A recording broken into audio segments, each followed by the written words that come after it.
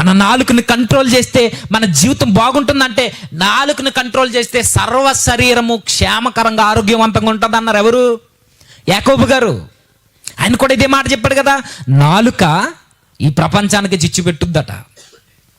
చిన్న నిప్పు రవ్వ ఈ అడవని ఈ ప్రపంచాన్ని తగలబెడితే ఈ సర్వ శరీర ఈ ప్రపంచాన్ని ఈ నాలుకట మొత్తం ఈడ్చుకుపోయేలా తగలెట్టి పడేస్తుందట.